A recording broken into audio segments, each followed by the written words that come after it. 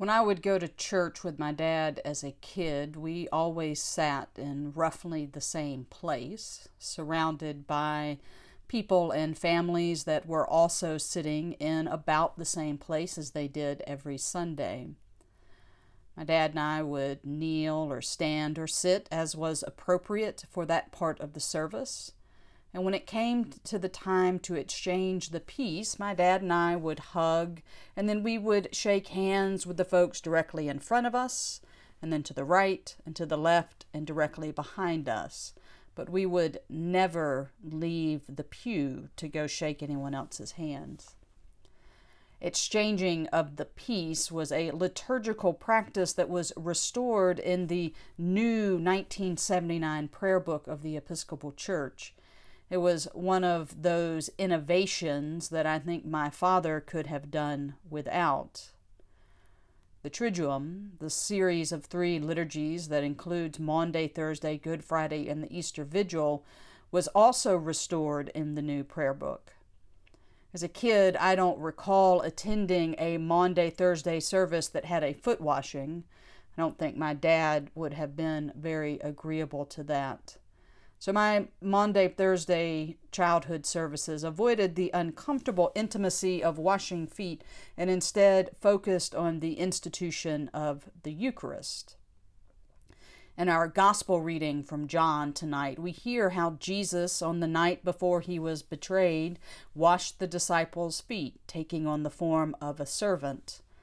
Our collect points us to the Eucharist, this tradition coming from the synoptic gospels that place this final night at the Passover meal's table.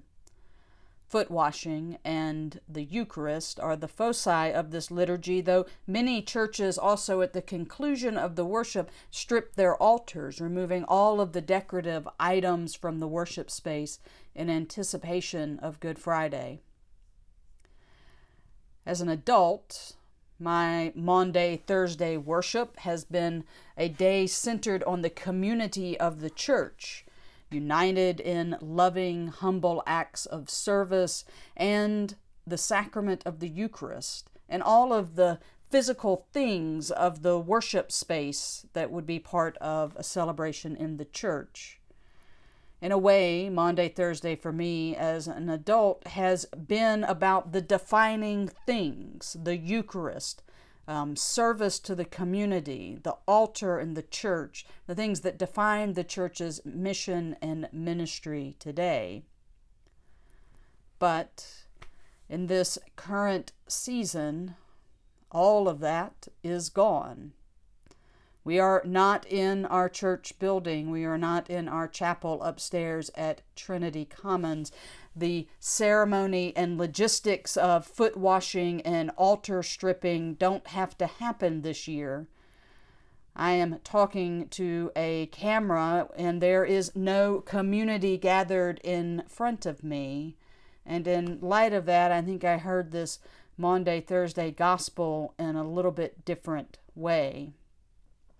All that being removed, the church, the people, the Eucharist, the washing of feet, the altar, all that taken away, what I hear in the gospel is the mandatum, the commandment that gives Maundy Thursday its name. Tonight, that commandment stands more stark for me. It's not covered up by all of the other distractions, if you will, that sometimes occur on Maundy Thursday. The commandment is this. Jesus says, I give you a new commandment, that you love one another, just as I have loved you. You also should love one another. So I am looking at this camera offering this sermon instead of sitting in the chapel, I am more aware that all those things of the church, bread and wine, altar, washing feet, passing the peace, all of those things are there to point us to this command to love. And when we don't have those things, we still have the commandment to love.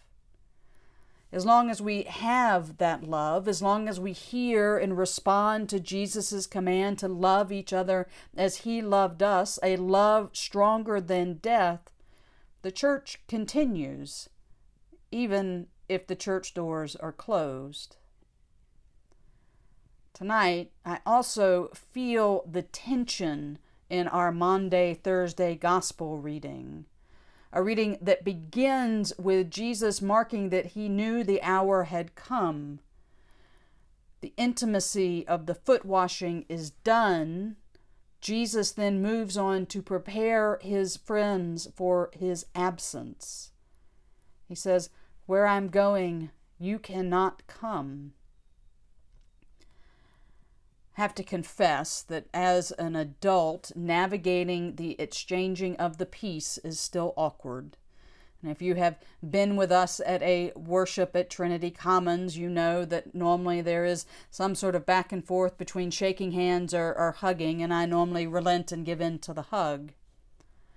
I do now leave my seat to go shake hands or greet folks, but that still pulls me out of my comfort zone. You might not be surprised to learn that I score as a really strong introvert on the Myers-Briggs assessment. I am my father's child. In a phone call recently, someone asked me how I was doing with all the COVID-19 social distancing. I replied with a laugh and said, "Well, I'm an introvert. I'm built for this." And maybe that's true. But I miss going to my office. I miss our Tuesday nights, pasta night, or beer and Bible. I miss being on campus for midweek worship. I miss gathering on Sunday evenings for church. I miss singing hymn 36 and sharing the Eucharist. I miss our community being able to gather in person. I'm feeling the grief of absence from our community, a grief that Jesus shared on that last night with his friends when he knew that the time was coming to an end. So I'm comforted in being reminded that Maundy Thursday, with all of its familiar and unfamiliar liturgical practices that we can't do tonight, is not just about the Eucharist or the foot washing. Maundy Thursday is about the commandment to love one another as Jesus loved us. It is by this love, not our signs and symbols or our church buildings, that the world will know that we are disciples of Jesus. It is by this love, stronger than death, that we are held together even though we are physically separated. And it is by this love that we will be brought back together again. Amen.